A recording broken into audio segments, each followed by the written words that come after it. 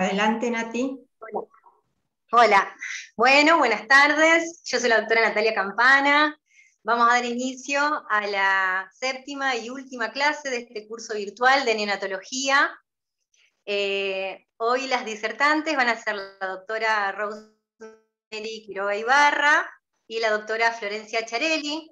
Ambas son coordinadoras del Sanatorio de la Trinidad de Ramos Mejía.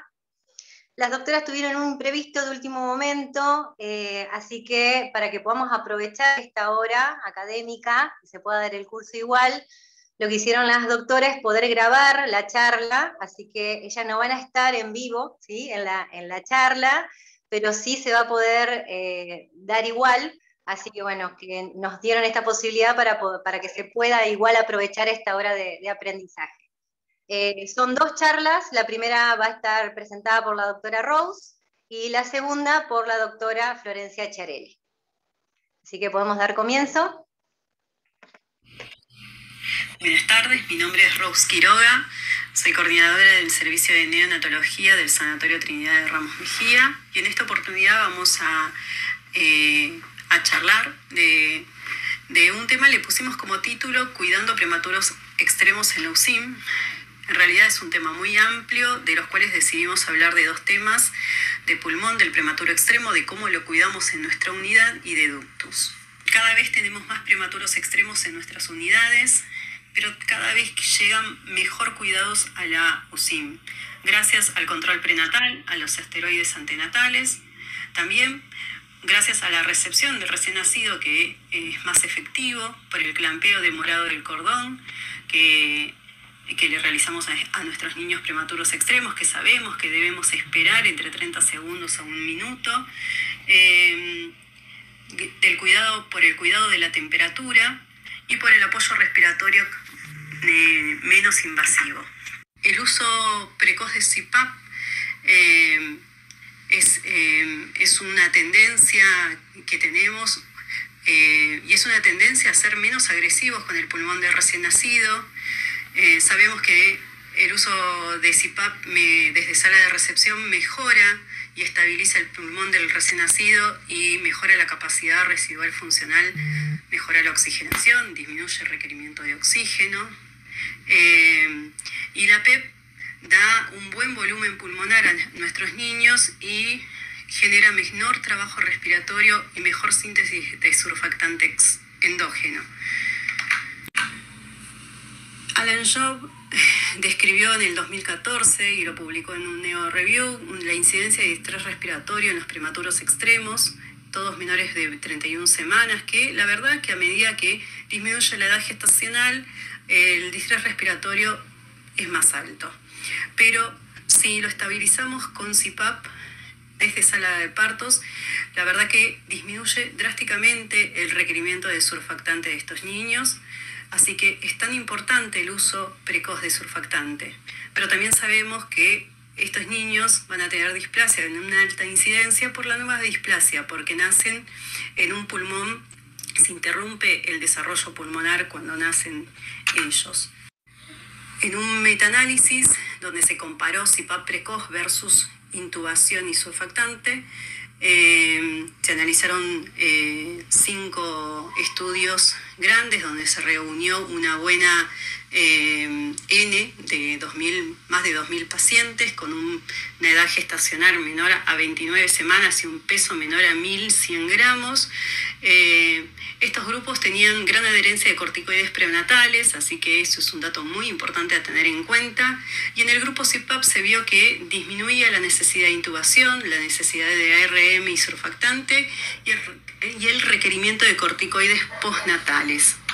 El uso de CPAP sabemos que disminuye la displasia broncopulmonar y hay un estudio que lo evidencia, un metaanálisis de 3.123 pacientes que reunieron 7 estudios para esto, donde compararon CPAP versus ARM con y sin surfactante, donde se vio que disminuía la incidencia de displasia broncopulmonar y la necesidad de ARM. Así que es un buen dato. Pero nuestros pacientes en CPAP muchas veces pasa de que ingresan a nuestra unidad, están en CPAP y muchos de ellos, algunos de ellos van a requerir el surfactante.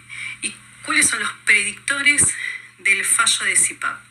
Hay varias variables que podemos analizar. En este estudio se analizaron variables como la FiO2, la apnea, el número de apneas y la CO2. Todas estas variables son, cuando se presentan, son importantes y son determinantes junto con el trabajo de respiratorio para el ingreso de nuestros niños a respirador o a recibir surfactante.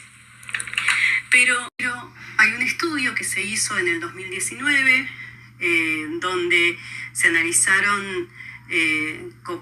como objetivo primario la predicción del fallo de CPAP a las 72 horas y vieron que la FiO2 es un buen predictor de la falla de CPAP en prematuros extremos con distrés respiratorio.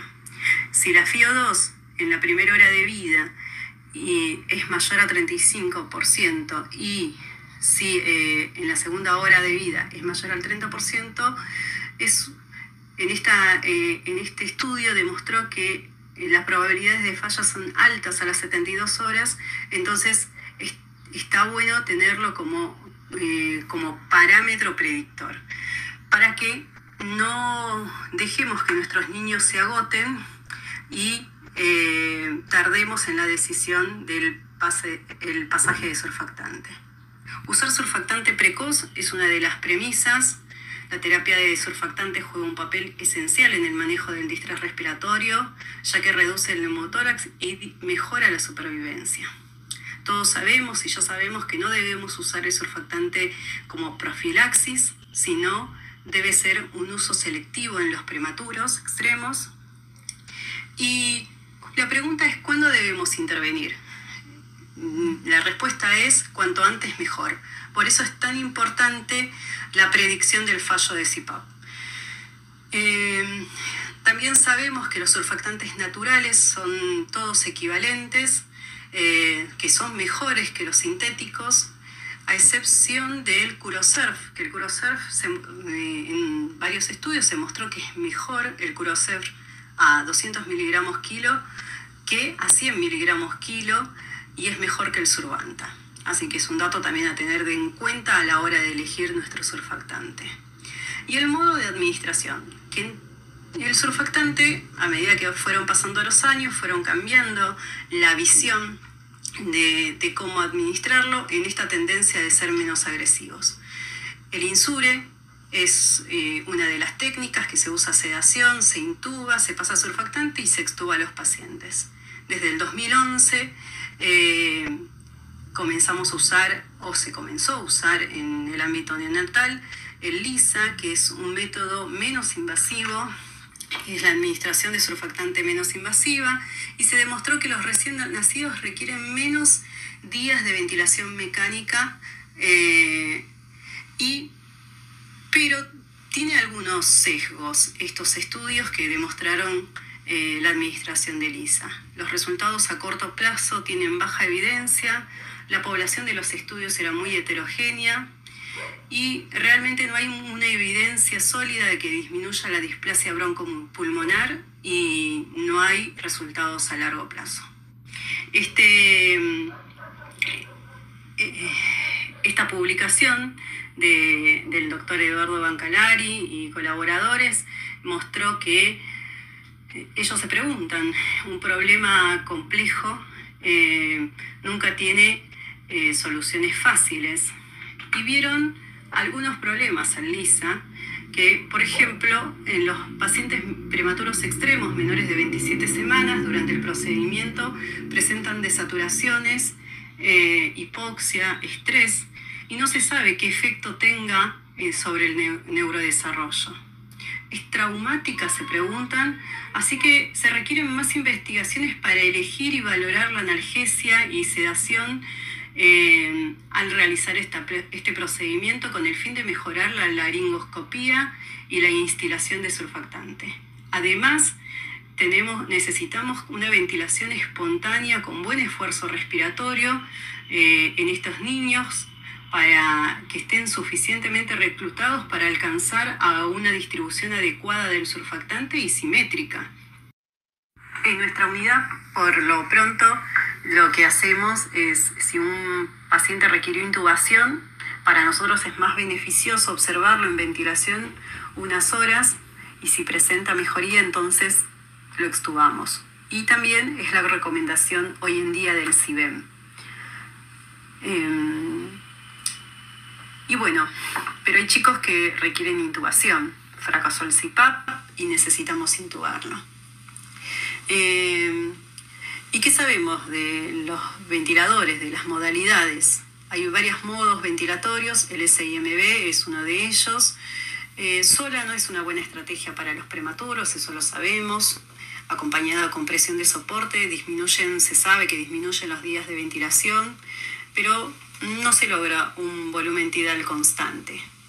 Hoy en día tenemos suficiente evidencia para recomendar el volumen garantizado como una estrategia ventilatoria eficaz y la cual está muy estudiada en prematuros extremos. El doctor Kessler ya en el 2005 lo recomendaba en un estudio multicéntrico que realizó comparando volumen garantizado versus ventilación mandatoria intermitente.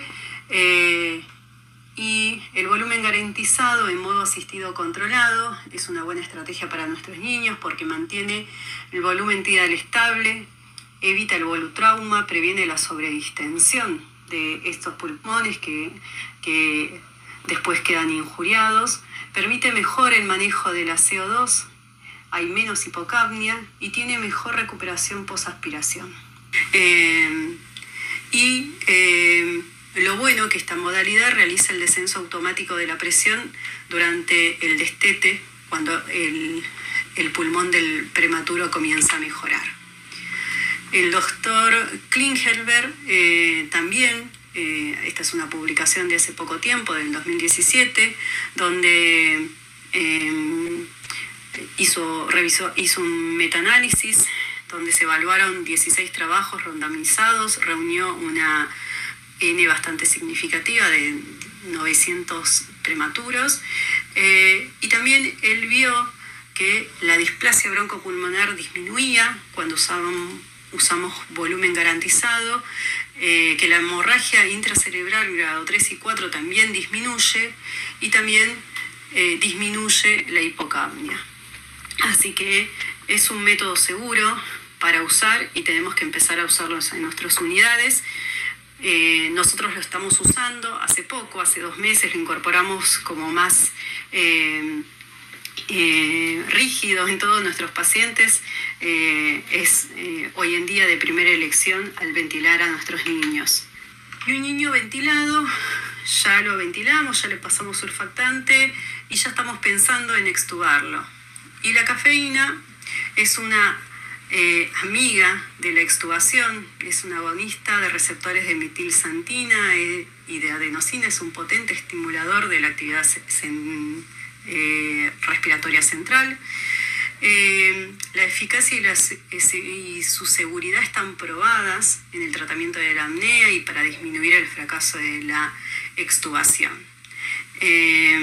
La mayor parte de lo que sabemos de cafeína sobre los efectos clínicos en nuestros prematuros proviene del estudio del CAP, que ya se publicó hace unos años atrás, donde se vio que la cafeína redujo la displasia broncopulmonar y tiene buenos resultados en el neurodesarrollo a largo plazo. Las recomendaciones actualmente de la cafeína son variables según de dónde lo veamos. En Estados Unidos la recomendación es la administración en menores de 33 semanas que presenten apneas severas y antes de la extubación y en todos los prematuros extremos menores de 30 semanas. El CIBEM recomienda el uso rutinario en forma temprana de los prematuros extremos menores de 1.500 gramos dentro de las 12 a 48 horas. Y el Consenso Europeo del manejo del distrés respiratorio del 2019 recomienda no dar cafeína en forma temprana. Hay una publicación que se presentó hace poco, en el 2020, que el título es Cafeína en prematuros, ¿dónde estamos en el 2020? Y acá se tratan de responder unas preguntas que se hacen los investigadores, porque hicieron una revisión bibliográfica sobre dosis temprana versus dosis tardía de cafeína, y reunieron estudios observacionales donde se reclutaron 62.000 prematuros. La verdad que la evidencia, el estudio, si bien es observacional, tiene una buena N, tratados con cafeína antes de los 3 días de vida y después de los 3 días de vida. Y la administración temprana se vio que redujo la displasia broncopulmonar y redujo el ductus, con una P significativa. Pero en contraste a esto, el doctor Eduardo Bancalari, hace poco tiempo, en el 2018, empezó un estudio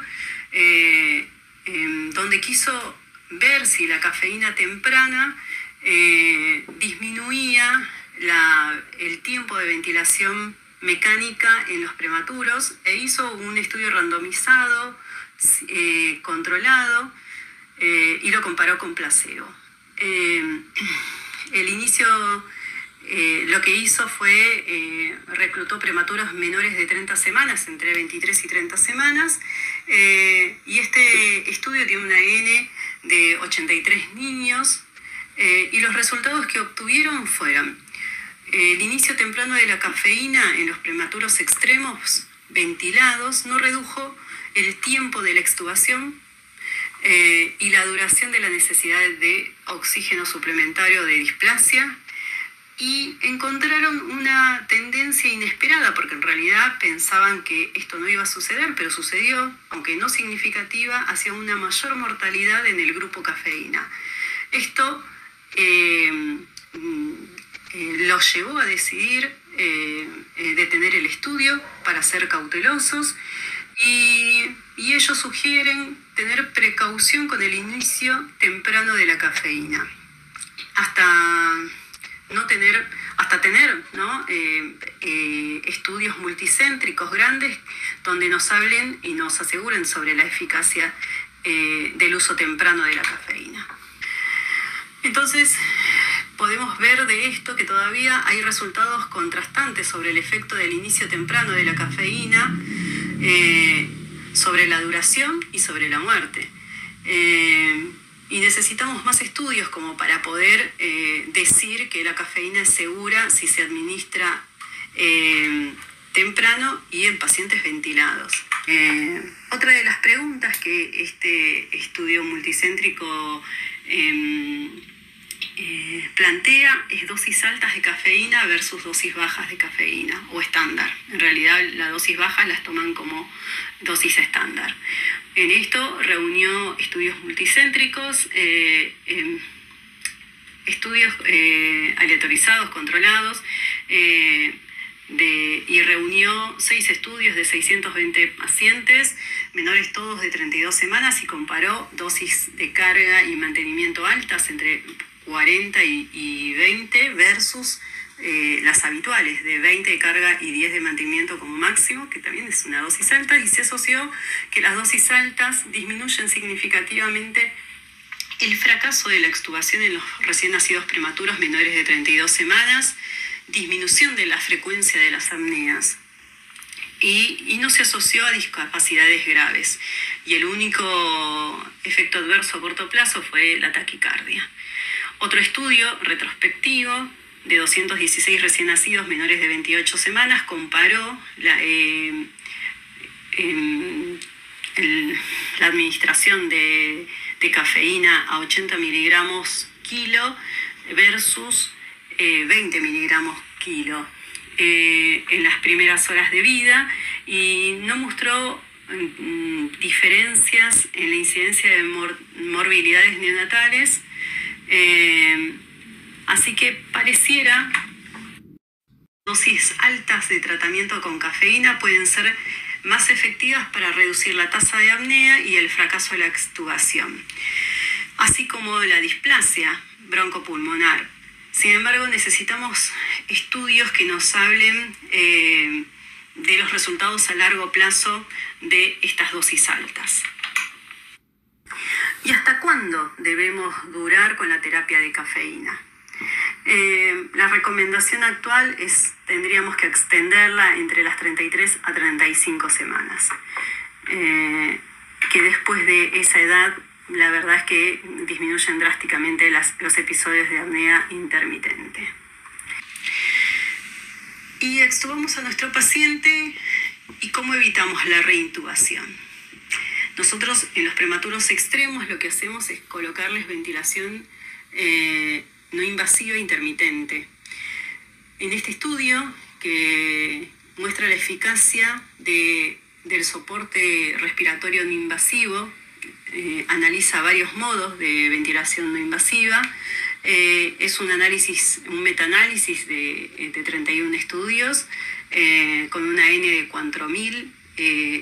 Es una buena representación y en esta revisión sistemática se mostró las diferentes formas de ventilación no invasiva para evitar el fracaso de la extubación.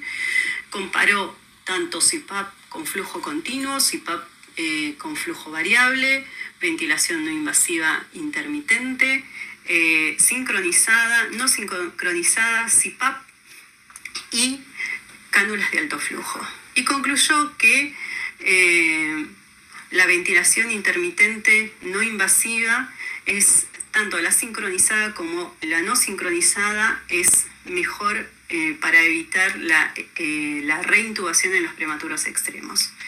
Así también demostró que la ventilación intermitente no sincronizada es más efectiva en los prematuros que el CPAP convencional a la hora de disminuir el reingreso a ARM. O sea que nuestros prematuros menores de 28 semanas se benefician y disminuyen el ingreso a ARM, pero también se demostró que no disminuye el riesgo de displasia broncopulmonar. Pero bueno, es una buena estrategia al extubar a nuestros niños, saber que los prematuros extremos quizás se benefician sacándolos al extubarlos a ventilación a presión positiva no intermitente, y si fuera sincronizada sería muchísimo mejor. Nosotros en nuestra unidad no tenemos esta modalidad, la sincronizada, usamos la no sincronizada, la que tiene el sensor de flujo distal para los niños, porque el neumotacógrafo en realidad nosotros no la tenemos, así que, pero nos resulta bastante bien usar el no sincronizada en los prematuros extremos. Y los prematuros que no podemos sacar de la presión positiva, que persisten en respirador o en BNI a parámetros altos, nos empezamos a preguntar siempre si es el ductus o es la displasia broncopulmonar.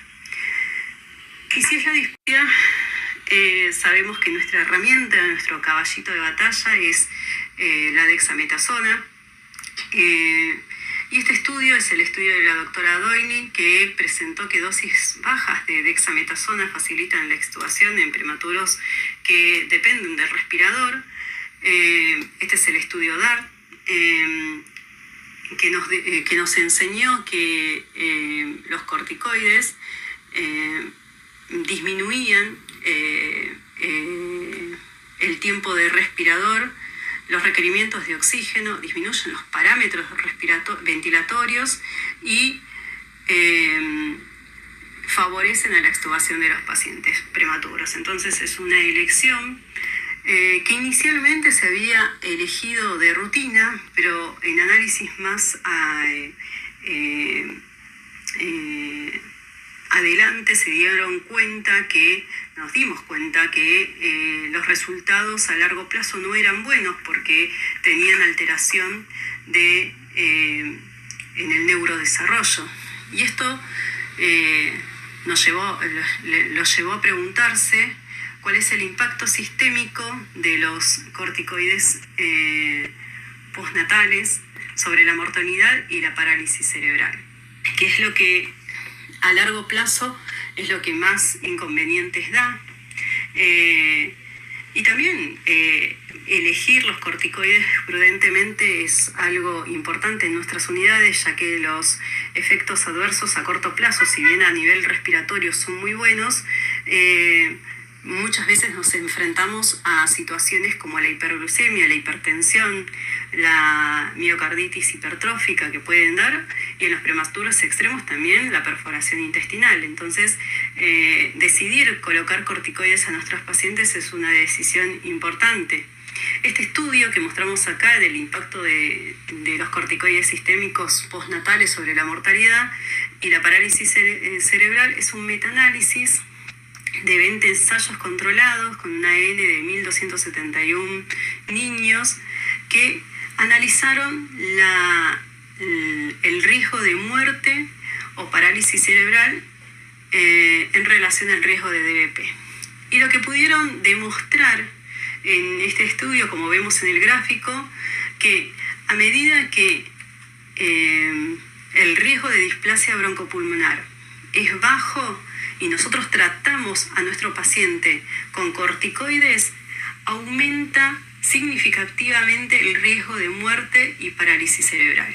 Mientras que si el paciente tiene gran riesgo de displasia broncopulmonar, superior al 65% o más, realmente son beneficiosos los corticoides y la probabilidad de muerte y parálisis cerebral es baja.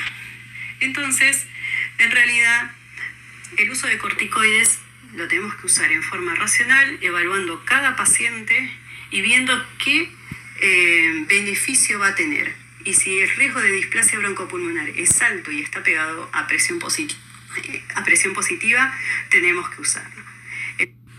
Entonces, a la hora de decidir el tratamiento con corticoides, sabemos que lo ideal es a dosis baja,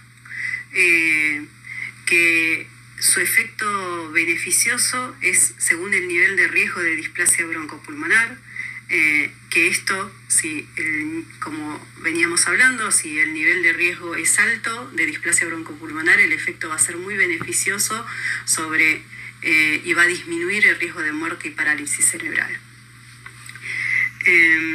Hace poco se publicó en el 2016 un estudio que se llama Premiloc, que es un estudio de médicos franceses donde quisieron ver que si a dosis bajas de hidrocortisona mejoraba la supervivencia sin displasia broncopulmonar en prematuros extremos, viendo la fisiología de la hidrocortisona. Lo que se realizó fue un estudio randomizado de 21 unidades francesas y reclutaron 255 recién nacidos, todos menores de 28 semanas, y lo que hicieron fue administrar 10 días de hidrocortisona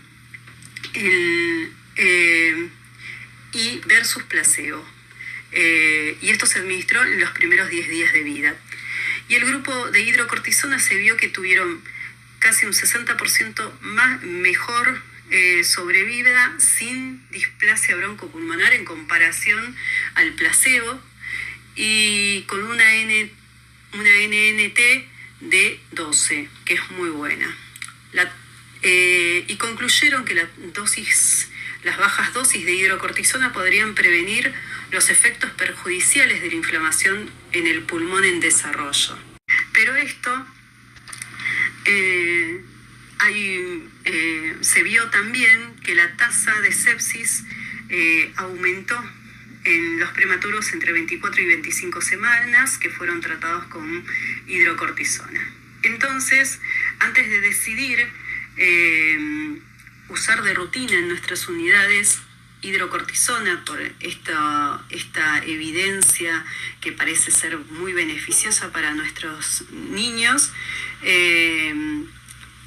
tendríamos que preguntarnos cuál es la mortalidad de los prematuros en nuestro centro y cuál es el porcentaje de infecciones en nuestro centro, qué tasa de candidiasis tenemos, y también no sabemos cómo afecta en el crecimiento y en la nutrición este fármaco en nuestros prematuros extremos. Así que al usarse lo debemos hacer con mucho, evaluando el riesgo-beneficio que puede tener esto.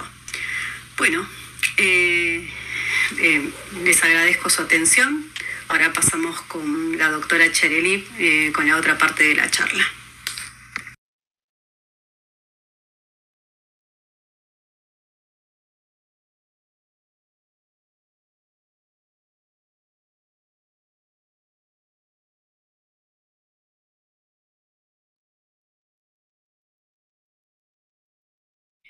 Bueno, el ductus es una estructura vascular que conecta la aorta descendente proximal con la arteria pulmonar, junto con el foramen oval, es uno de los principales shunts de la circulación en la vida fetal, que son necesarios para que el feto se pueda desarrollar.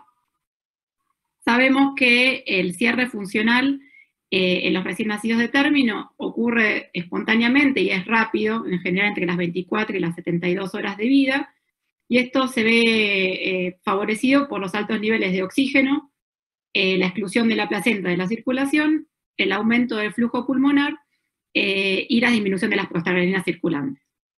En los recién nacidos prematuros, esto en general no ocurre inmediatamente y se puede mantener abierto durante semanas e incluso durante el primer año de vida.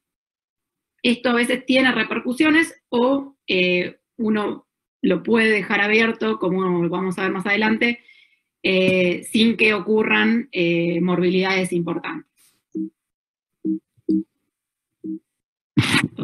No me avanza, ¿por qué no?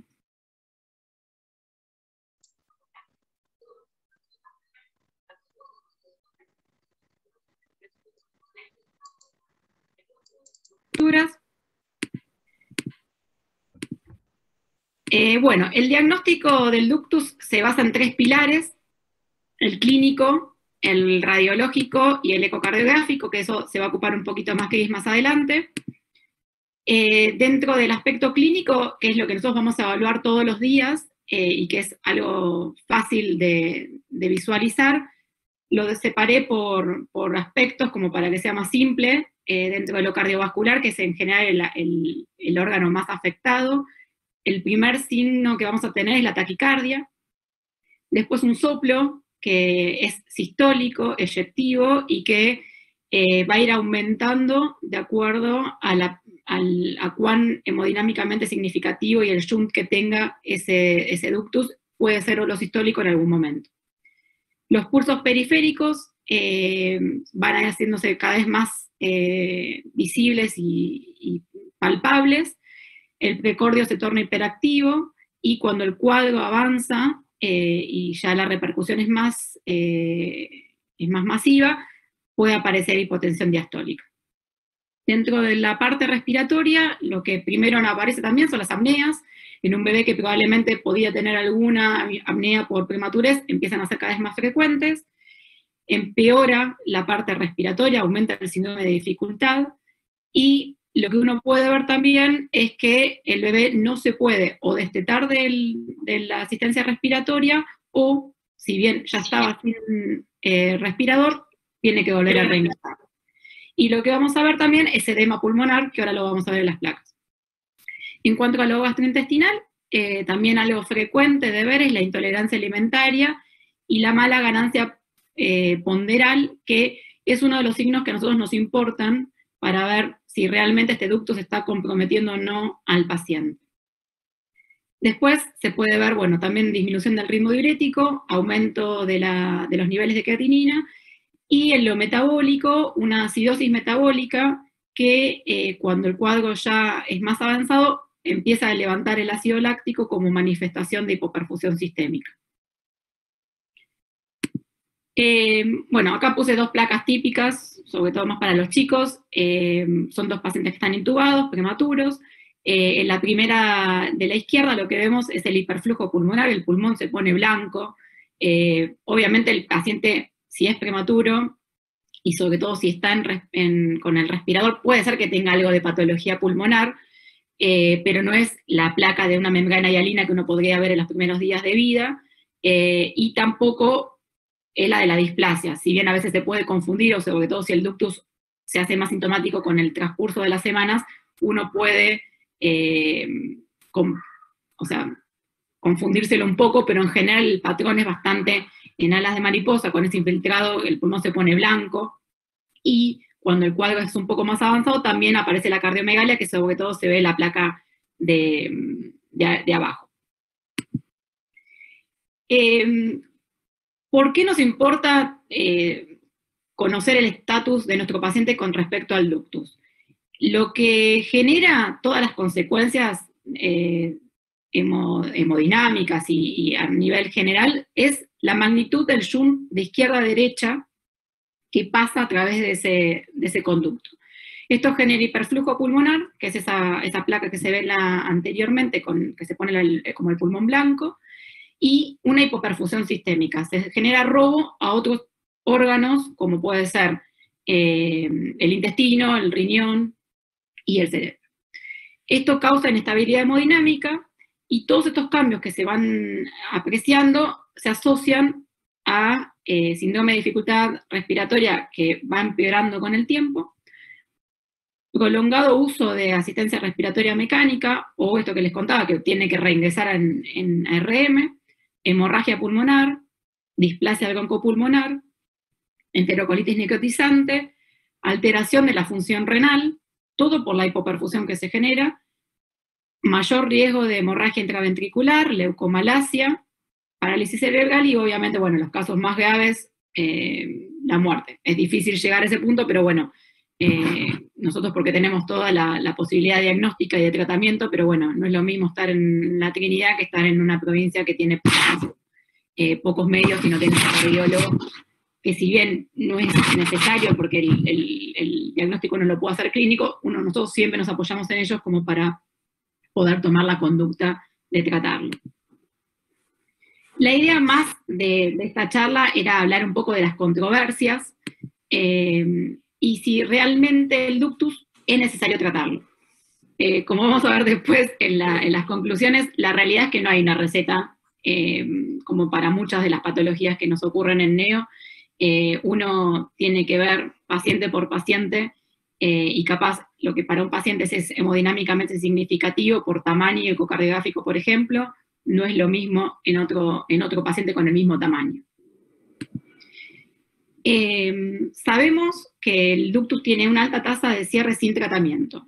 En forma espontánea se cierra, en un estudio que publicó Benitz en el 2016, vieron que el 73% de los prematuros mayores de 28 semanas, el 93% de los prematuros entre 26 y 29 semanas sin síndrome de dificultad respiratoria, y el 94% de los prematuros con un peso mayor a 1000 gramos lo cierran espontáneamente. También sabemos que el tratamiento precoz y de rutina, que nosotros no solemos hacer, en las primeras 2 semanas de vida no mejora los resultados a largo plazo. Esto tiene que ver con que capaz el ductus, si uno lo evalúa muy precozmente, lo vamos a encontrar en el casi 100% de los prematuros, sobre todo cuanto más pequeños en edad gestacional son. Y si uno toma conducta por tener el ductus abierto, nada más que por eso, vamos a tratar una inmensa cantidad de prematuros que probablemente no lo hubiesen necesitado. El TIP Trial, que es uno de los primeros estudios que se hicieron de ductus y tratamiento farmacológico, que fue presentado en el 2001 en el New England Journal of Medicine, comparó a administrar indometacina profiláctica versus placebo en prematuros pequeños, entre 500 y 999 gramos. Lo que se observó en esto es que el 50% de los pacientes que recibieron placebo, estaban aleatorizados 50 y 50, nunca desarrollaron los síntomas clínicos de ductus. Esto lo que habla es de que probablemente estos chicos no desarrollaron patología porque el ductus se les cerró rápidamente durante la primera 15 semanas, 15 días de vida. Este es otro estudio que es de Bixler, se presentó en el Pediatrics en 2017, y la idea era de este estudio era identificar los cambios en el diagnóstico, en el tratamiento médico y quirúrgico del ductus en recién nacidos prematuros, y los cambios que hubieron en mortalidad y morbilidad en este periodo de tiempo, que fueron entre 2006, se hicieron 2 cohortes, entre 2006 y 2010 y entre 2011 y 2015. En este estudio se incluyeron muchos bebés, 61.520 prematuros entre 23 y 30 semanas, que fueron dados de alta entre 2006 y 2015, de 280 unidades neonatales de Estados Unidos. Acá, para que entiendan, incluyeron a todos los bebés, no importa si tenían, o sea, todos los que nacieron, y se evaluaron para ver si tenían ductus o no. Acá lo que se puede ver es que en este estudio el diagnóstico disminuyó de un 51 a un 38%, y hubo un mayor tiempo hacia el diagnóstico. En la primera corte de tiempo se hacía a los 2 días de vida, y en la segunda parte del estudio, entre el 2011 y el 2015, se hizo a los 8 días de vida. Esto, por eso el diagnóstico de ductus disminuyó un montón, porque todos esos bebés que se evaluaban a los 2 días probablemente estaban abiertos porque lo tenían que tener abierto por ser prematuros extremos. En cambio, si eran evaluados a los 8 días, una gran mayoría de esos bebés, el ductus ya los tenía cerrado espontáneamente y sin haber tenido ninguna clínica. También se pudo ver que el uso de AINES disminuyó, y también el tratamiento quirúrgico. La conclusión que Wixler saca de este estudio es que, a pesar de tratar menos prematuros y de tener los que estuvieron con el ductus abierto una exposición más prolongada a los efectos hemodinámicos, la tasa de mortalidad disminuyó, y las comorbilidades asociadas, que eran ROP, displasia y muerte, también disminuyeron, excepto la displasia, que no presentó cambio. El resto de las comorbilidades disminuyeron. Acá está la tabla, no se va a ver muy bien, es la tabla demográfica, donde se pueden ver las principales variables. La mediana de edad gestacional fueron 28 semanas a lo largo del estudio. El uso de esteroides prenatales también aumentó durante este transcurso del periodo estudiado, de 79 pasó a 89%, que eso también mejora el outcome respiratorio de los bebés recién nacidos. Y la idea de este estudio era poder ver esto, o sea, sin tratar cuál fue la evolución natural del ductus. Otro de los estudios que me parecieron importantes traer fue este estudio que se presentó en el 2017 en JAMA. También es un estudio de cohorte que se realizó en este periodo entre 2006 y 2013. Se incluyeron 12.018 recién nacidos prematuros menor a 28 semanas con ductus, y que recibieron tratamiento entre los 2 y los 28 días de vida. Y lo que ellos querían comprobar era si el tratamiento con AINE versus el no tratamiento, cómo influía sobre la incidencia de muerte o displasia broncopulmonar grave. El 32% de los pacientes fueron tratados con AINE, ellos utilizaron indometacina e ibuprofeno en este caso, versus 68% de los pacientes que no recibieron tratamiento. Ellos, como conclusión, llegaron a la idea de que el uso de AINES no reduce la mortalidad ni la displasia broncopulmonar moderada severa a las 36 semanas. Todo esto apoya un poco la teoría de poder ser un poco más tolerante con el ductus. En el 2018, Kleiman y Liebowitz, que son dos personas que estudian bastante el tema del ductus, presentaron un estudio piloto que se realizó entre el 2014 y el 2017 en 17 centros internacionales, con la hipótesis que ellos tenían de que el tratamiento de rutina del ductus moderado a grave versus el enfoque conservador iba a reducir la morbilidad neonatal. La conclusión fue distinta, llegaron a una conclusión distinta a su hipótesis, por eso me pareció importante traerlo. Ellos evaluaron 202 neonatos, es un estudio un poco más chico que el resto, por supuesto, entre 23 y 28 semanas de edad gestacional, que se reclutaron entre los 6 y los 14 días de vida, con un ductus moderado a grave, y para ser moderado a grave ellos tomaban como premisa que tuvieran requerimiento de ventilación a presión positiva y requerimiento de oxígeno mayor al 25%. De estos neonatos, 104 fueron randomizados al grupo de tratamiento farmacológico. Cada centro usó la droga de elección que se utilizaba en ese centro, que puede ser paracetamol, ibuprofeno, indometacina, y 98 fueron randomizados al grupo conservador. Llegaron a la conclusión de que el grupo tratado no disminuyó la tasa de cierre quirúrgico ni el riesgo de displasia, NEC o ROP, que eran las tres variables principales que ellos estaban estudiando, y sí, los que recibieron tratamiento tardaron más en alcanzar el aporte enteral completo, que ellos ponían 120 mililitros por kilo, y vieron un aumento en el riesgo de sepsis asociada a catéter por estafilococo no coagulasa negativa. El comentario que ellos hacen es que no está directamente asociado a la administración de la medicación, sino al uso de la vía, tanto central como periférica, y vieron que al estar más expuestos a una vía central, aumentaba el riesgo de infección y de muerte asociada a la bacteriemia. Este es otro estudio que se presentó en Pediatrics en 2017, que tenía como objetivo documentar el curso natural del ductus en una cohorte de neonatos de menor de 1.500 gramos que recibieron tratamiento conservador. Fue un estudio retrospectivo que se realizó en 2 unidades europeas, en República Checa y en Irlanda, y ellos lo que vieron fue que el 85% de los pacientes cerró el ductus espontáneamente. Seleccionaron a 297 que fueron no randomizados, sino observaron lo que sucedió. De esos 280 pacientes, el 85% lo cerró espontáneamente, el 15% que no lo cerró, al año de vida lo tenía cerrado espontáneamente. Hubo algunos casos de tener que cerrarlos tanto con medicación como con ligadura, pero fue la menor cantidad, ¿sí? Y lo que vieron es que el cierre espontáneo es altamente probable, aún en los prematuros más pequeños y que recibieron tratamiento conservador. Y no se observó aumento de la morbimortalidad.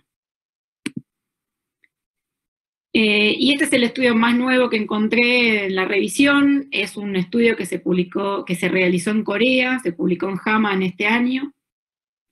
Es un estudio pequeño, incluyeron a 142 prematuros entre 23 y 30 semanas, con ductus hemodinámicamente significativo. Para ellos, lo hemodinámicamente significativo era que tenía un tamaño mayor a 1,5 y requerimiento de ventilación a presión positiva, y diagnosticado entre los 6 y los 14 días postnatales. Se estudian 2 cohortes de pacientes, entre 23 y 26 y entre 27 y 30, y era un estudio de no inferioridad clínica. Estaban tratando de comparar si el enfoque conservador es no inferior al uso de ibuprofeno bioral en la disminución de la incidencia de muerte o displasia broncopulmonar grave. Lo que pudieron observar es que la tasa de cierre administrando ibuprofeno vía oral en la cohorte de 27 a 30 semanas fue más alta, por supuesto. Obviamente si uno trata, la tasa de cierre va a ser más alta que la espontánea rápidamente, pero vieron que la cohorte de 23 a 26 semanas, la tasa de cierre fue muy baja. Y esto ellos lo asociaron a la baja eficacia que tiene el ibuprofeno administrado vía oral en estos pacientes, algo a tener en cuenta, ya que nosotros no tenemos la formulación endovenosa y deberíamos usar, si es que utilizamos el ibuprofeno, en forma vía oral. Y la conclusión que sacaron de este estudio fue que el tratamiento conservador es no inferior al uso de ibuprofeno con respecto a la incidencia de displasia o muerte. Ellos lo que vieron igual es tenían altas tasas de displasia broncopulmonar, porque el 50% que utilizó ibuprofeno, a pesar de haber cerrado el ducto, tuvo displasia. Así que tienen particularmente estas terapias intensivas tenían alta tasa de displasia. Bueno, y ahora, en realidad, cuando uno decide que va a tratar el ductus, tenemos distintas opciones, ¿sí? ¿Y cuál sería esta mejor opción si es que decidimos cambiar nuestro tratamiento actual, que en las 3 trinidades se utiliza la indometacina, se puede plantear utilizar o no, porque a nosotros también nos va bien y hemos tenido pocos efectos adversos utilizando indometacina, sobre todo lo que es a mediano y largo plazo. Capaz sí dan efectos a corto plazo, que en general son transitorios. Yo los dividí como en 3 ramas. El tratamiento conservador, que no es que uno no haga nada, no es que uno deja a libre albedrío la enfermedad, sino que uno tiene alguna conducta un poco activa, por ejemplo, la restricción de fluidos a 130 mililitros por kilo, que es un valor, es un aporte bajo, optimizando obviamente el aporte calórico proteico, porque si no los prematuros se van a desnutrir. Esto se puede hacer con leches como la ENFA 30, o en el caso que estuvieran con vía oral suspendida, con la parenteral. Utilizamos diuréticos, si bien los utilizamos, hay que saber que no hay estudios controlados, aleatorizados, que demuestren beneficio. A veces uno los utiliza sobre todo por este hiperflujo pulmonar que presentan, pero no hay evidencia que demuestre que funciona. Y lo que más utilizamos nosotros es la utilización de PEP, tanto en CPAP, si el paciente lo permite, como en ARM. Después está el tratamiento farmacológico, que nosotros utilizamos, es la indometacina. Dentro del grupo de los AINES está el ibuprofeno y también el paracetamol. Y el tratamiento quirúrgico, que son 2 procedimientos distintos: la ligadura, que en general se hace en etapa neonatal, y la hemodinamia, que se deja cuando el paciente es un poco más grande, en general después de los 6 meses de vida. Bueno, esto es un poco más para los chicos, capaz, para los residentes. La indometacina pertenece a la familia de los AINE, es un inhibidor no selectivo de la ciclooxigenasa, se utiliza en una dosis de 0,2 miligramos por kilo por dosis, y esto se da cada 12 horas en 3 dosis. Eso constituye un ciclo. En general, si el paciente no responde, se puede utilizar un segundo ciclo antes de, en el caso que se decida, o porque el paciente sigue muy sintomático, pasar a la vía quirúrgica. Tiene un alto poder vasoconstrictor, y esto es lo que le provoca los efectos adversos, sobre todo a nivel de la función renal. Se puede observar aumento de los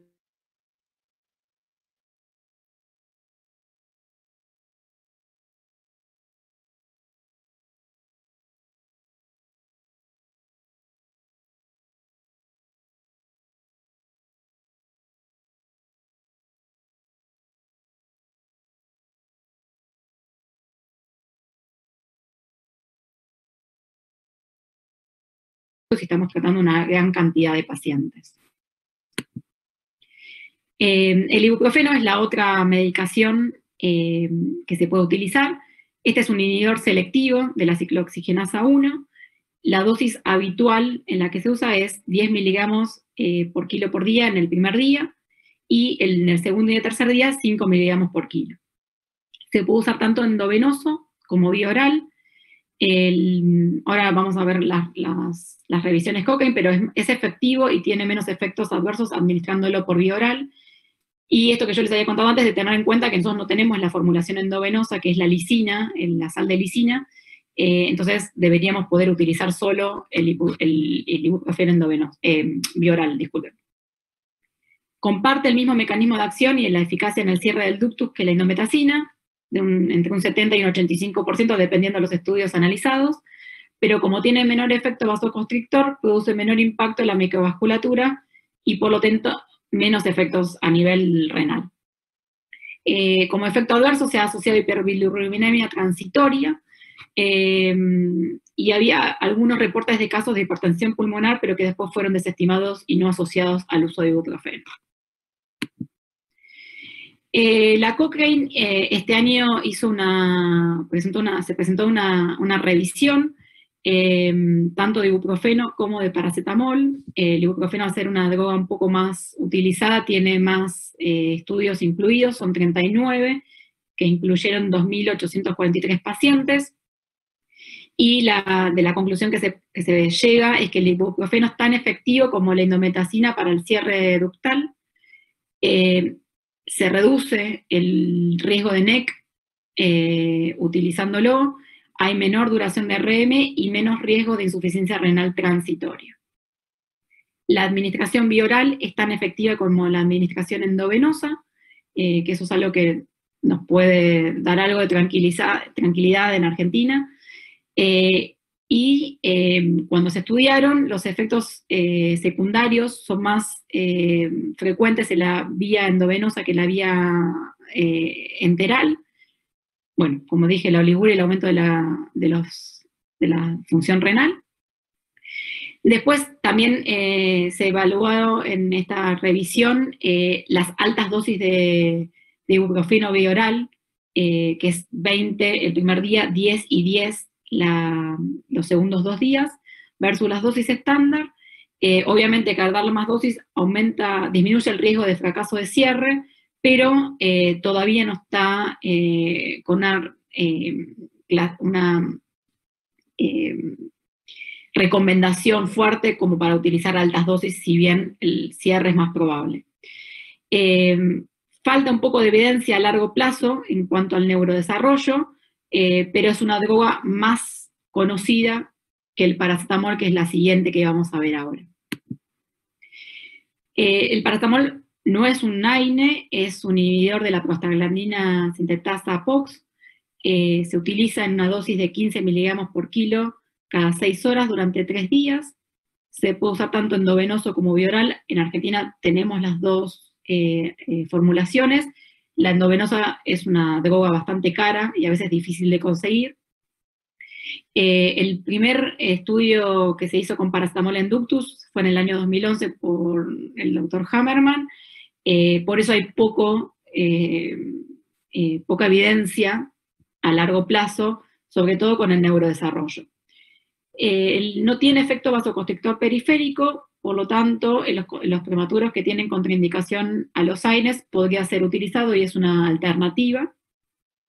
Y como efecto adverso, bueno, hay elevación transitoria de las enzimas hepáticas y esta falta de evidencia a largo plazo que les contaba. Esta es parte de la revisión Cochrane. Acá hay menos estudios porque es una droga más nueva. Hay solo 8 estudios que incluyeron 916 pacientes y llegan a la conclusión que el paracetamol es tan efectivo como el ibuprofeno y la indometacina en el cierre ductal, con menos efectos adversos, sobre todo a nivel de sangrado gastrointestinal, aumentan menos los parámetros renales y la bilirrubina, y hay un mejor recuento de plaquetas y no cae tanto el ritmo diurético como comparado con la indometacina y en menor grado como el ibuprofeno. La calidad de la evidencia a largo plazo sobre el neurodesarrollo es bajo y hay reportes, si bien son aislados, de autismo y de alteraciones en el neurodesarrollo que hay que seguir investigando para realmente saber si conviene o no usar el paracetamol. Esto es uno de los estudios que incluía la Cochrane, que es de los más grandes. Acá randomizaron a un grupo de pacientes, son 300 prematuros, al grupo de indometacina, paracetamol y ibuprofeno, evaluaron la función renal, la hepática, el recuento de plaquetas y el gas, y se realizó el ecocardiograma antes y a los 3 días de iniciar el tratamiento. A la conclusión que llegaron fue que, bueno, que la realidad es que el paracetamol tenía la misma eficacia en el cierre ductal que la indometacina y que el ibuprofeno, con menor impacto en la función renal, el recuento de plaquetas y el sangrado gastrointestinal. Bueno, y como para finalizar un poco, en realidad nosotros en general no utilizamos ninguna droga en forma profiláctica. Esto es más capaz para recomendación o sugerencia para otro tipo de servicios, no para el nuestro, donde se sabe que el uso profiláctico de indometacina, que para ser profiláctico es durante las primeras 12 horas de vida, disminuye la tasa de hemorragia intraventricular severa y hemorragia pulmonar severa precoz, pero eso no mejora ni la evolución respiratoria ni el neurodesarrollo a largo plazo. Entonces, si bien le disminuye, a los 18 meses los chicos no tienen mejor outcome. Y lo importante es, me parece subrayar que no existe una receta, que nuestros pacientes necesitan un traje hecho a medida, que lo decimos para todo, en todas las distintas patologías neonatales, pero que capaz un paciente que tiene indicación de tratamiento de ductus, uno lo puede evaluar bien, ver en el transcurso de los días si su cuadro empeora, si empieza con repercusión hemodinámica, si aumentan los parámetros respiratorios, y realmente decidir en conjunto con cardiología si es el mejor momento para tratarlo o no.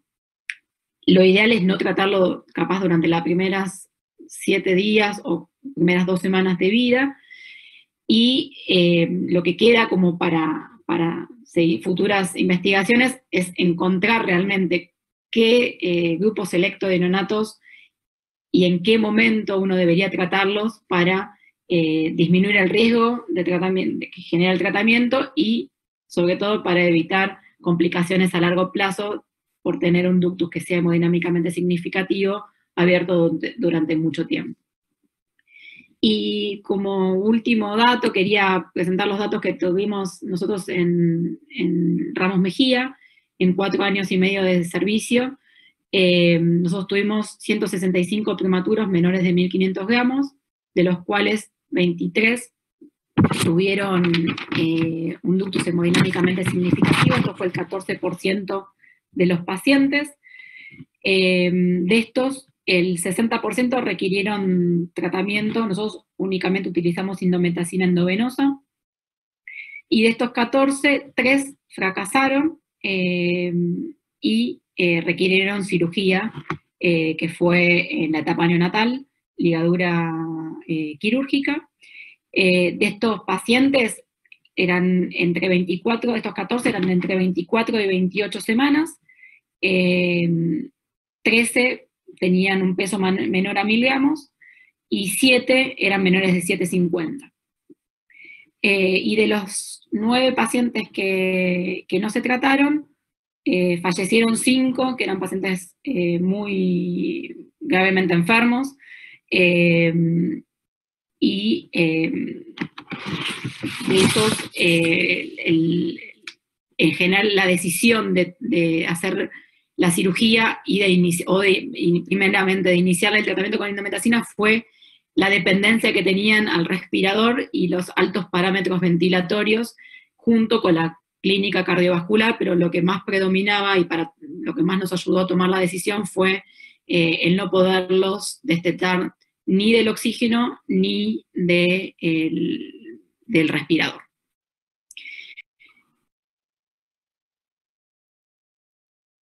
Bueno, el ductus es una estructura vascular. Hola. Tenía el audio. Hola, ¿cómo les va? Hola, ¿cómo estás?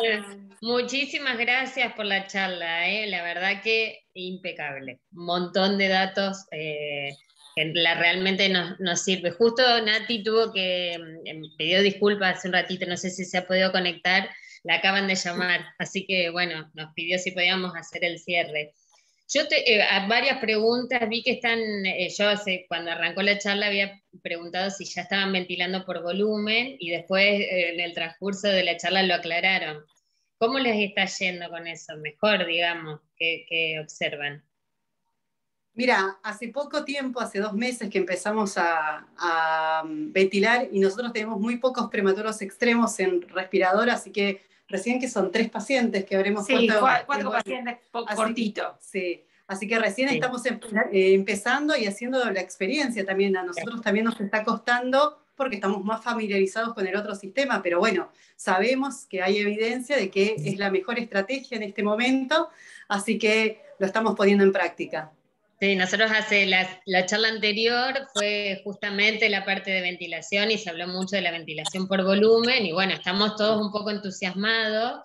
Estamos hablando también en los servicios de empezar de ser posible, ventilar, conocer bien los aparatos que tenemos y tener todos los recursos, los sensores, todo para empezar. Sobre todo eso, contar con todo el equipo disponible, porque a veces uno tiene, pero capaz el sensor no funciona, o uno no está permitiendo controlar si estamos húmedos o no, y que haya interferencias, y uno después le echa culpa al sistema ventilatorio, y capaz era el sensor que no funcionaba, son otras cuestiones. O las alarmas que estaban mal puestas.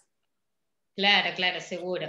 Y después, bueno, no, todos temas muy, muy interesantes, muy controvertidos en los que estamos trabajando en esto.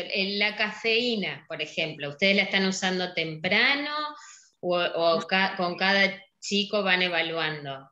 Vamos evaluando con cada chico, pero en lo particular nosotros no lo usamos en forma temprana, lo usamos, como la evidencia dice, en la extubación, y cuando presentan apneas los pacientes. Pero más que nada por ese estudio del doctor Eduardo Bancalari, que presentó que él empezó un estudio randomizado y vio que la tasa de muerte aumentaba, y si bien ese estudio no tiene una buena N, la verdad es que llama la atención, sí, y se suspendió el estudio, entonces es un dato importante. Porque el doctor Bancalari lo que estaba previniendo que iba a pasar con ese estudio era que iba a ser positivo el uso de cafeína.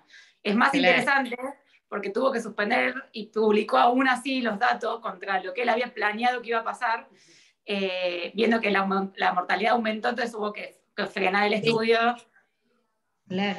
Y lo que yo vi también que estaban usando dosis más altas de lo que nosotros estamos acostumbrados a ver por la zona acá, Santa Fe, Entre Ríos. ¿Ustedes qué usan? Nosotros 20 y 10, digamos, pero vi 40 y 20, ¿puede ser? No. Esos son los trabajos que se están haciendo y que en realidad se llegaron a usar hasta 80 miligramos kilo. Claro. Pero no hay evidencia de los resultados a largo plazo. Entonces, es como que la recomendación dice hasta 20. No es que uno tiene que empezar en 20, como máximo hasta 20. En realidad nosotros usamos 10 de carga y 5 de mantenimiento. Sí. Y si el paciente con eso no anda, vamos subiendo a 8, a 10. Y de a poco, porque los efectos adversos a corto plazo, que la taquicardia, el aumento del ritmo diurético, la verdad que a veces en los prematuros extremos no te permite subir más que eso. Bien, y a ver, otra consulta que surgió. Con el tema de la dexametasona versus la hidro, que están usando dexa ustedes en aquellos pacientes que lo necesitan, ¿o hidro? Como postnatal, como corticoides postnatales. Sí, postnatal. Sí. Hacemos un plan relativamente corto de 7 días, y no siempre lo concluimos. A veces si el paciente se puede extubar al segundo o tercer día, sabemos, conociendo que los corticoides siempre tienen efectos adversos y uno lo puede suspender antes, también es mejor, digamos. Perfecto. La hidrocortisona en particular nosotros no lo usamos, sabemos que está ese estudio que habla muy bien, pero la tasa de infecciones aumenta mucho, entonces nosotros en lo particular no lo usamos, y me parece que necesitamos más seguridad antes de recomendarlo. Volver, claro, y seguir investigando ese tema. Y con el tema de la pesquisa del ductus, ustedes que manejan prematuros chiquitos, porque yo entiendo que por ahí puede haber una conducta más conservadora en cerrarlo, digamos. ¿Cuándo lo pesquisan ustedes? ¿Cuándo empiezan a decir, bueno, yo hoy le pido el ecocardio? Porque a veces hoy hablábamos de eso, con la clínica, a veces uno llega tarde cuando el chico está taquicárdico, muy comprometido. Totalmente. Nosotros, no sé cómo es la disponibilidad, nosotros tenemos cardiólogo todos los días. Eso es algo positivo. En general, un prematuro extremo menor de 750, sabemos que van a hacer y va a tener el ductus abierto. Entonces, si hemodinámicamente está compensado, está con parámetros bajos, en general esperamos por lo menos 48 a 72 horas para hacerle la primera evaluación. Si el paciente está muy comprometido de lo respiratorio, o ahí, no sé, estamos con inotrópicos o con alguna otra variable tipo la TA o algo que nos haga sospechar que esto es más sintomático de lo que uno quisiera precozmente, ahí lo hacemos antes, pero en general no lo hacemos antes de las 72 horas. Claro, esa es la gran charla con los cardiólogos, cuando nosotros empezamos a ponernos un poco ansiosos, los prematuros muy chiquitos, para hacer el tratamiento, y bueno, lo que es el día a día con estos pacientes que son chiquitos y lo tratamos, no lo tratamos, pero bueno, veo que en la bibliografía respalda que por ahí uno podría tener una postura un poquito más conservadora. Sí, a ver, es que el ductus va a estar, es una estructura que tiene que estar, y si está cerrado cuando nació, o capaz la madre consumió de más AINES durante el embarazo, cosa que no estaría bueno, pero la realidad es que la mayoría de los pacientes que nosotros tenemos, que tenemos mucho prematuro extremo, el manejo del ductus sintomático nos ha ido bien. Sí, sí. Y ser más conservadores y capaz mejorarles la nutrición, ¿sí? Con un aporte no tan alto de líquidos, maximizándole las calorías y las proteínas, eso ayuda mucho también. Y siempre mantener una hemoglobina o un hematocrito dentro de 35, 40, que evita los efectos deleterios también de tenerlo más anémico. Nosotros hace 20 días andamos con un cuadernito también anotando con el ibuprofeno bioral. Pues qué por bueno, ahora, bien, por ahora no podemos sacar ninguna conclusión, tampoco estamos anotando en un cuadernito, pero por ahora venimos bastante bien, digamos. Así que bueno. Y los estudios lo avalan, la verdad que los estudios avalan el uso bioral. Y aparte lo que vos comentaste también en la charla, que es difícil también las autorizaciones en la parte privada por lo menos, del paracetamol endovenoso. Son frascos grandes, es claro, carísimos. Una lucha realmente también es lo que hemos visto. Acá en una de las preguntas me dice, por ahí dice el uso de diurético. Fursemida no se usa. A ver, en realidad porque capaz que lo puede... Uy, disculpa, se cortó un poquito. No se escuchó. Ahí hice la pregunta del afuro. Sí, del afuro. En realidad, a ver, no tiene ninguna recomendación en el tratamiento del ductus. Uno lo utiliza mucho a veces, como muchas drogas que usamos en neo que no están probadas. La realidad es que se puede, capaz, a ver, lo que nosotros hacemos es no usar un ciclo largo, pero capaz alguna dosis damos, pero en forma como controlada, digamos. O sea, tomamos todas las otras medidas, la restricción hídrica primero, con la maximización de calorías y de proteínas, mantener una buena hemoglobina, un buen hematocrito, tratar de usar PEP, capaz un poco más alta de la que uno viene usando, capaz usar un 6, 7 ya es como más controvertido, pero bueno, algunos pacientes que están en CPAP se podría probar, pero la furosemida como tratamiento de base y que tenga buenos resultados, no. Es en lo agudo, para sacarlo de una situación aguda. Y tampoco usamos la furosemida durante el tratamiento con indometacina. Eso es totalmente contraindicado. Eso sí, eso es cuando estamos esperando y estamos tratando de decidir o estamos decidiendo si lo vamos a tratar o no con alguna prostaglandina. Ahí, como para situaciones agudas, usamos a veces para hacer ese balance negativo cuando hay mucho hiperflujo pulmonar. Claro, eso es lo que por ahí había quedado la duda. No sé si hay alguna pregunta más de alguien más no en el chat, a ver. No sé. Bueno, la verdad que excelente la charla, todos temas muy controvertidos, muy interesantes, la verdad que estamos chochos, y bueno, esperemos que podamos volver a encontrarnos.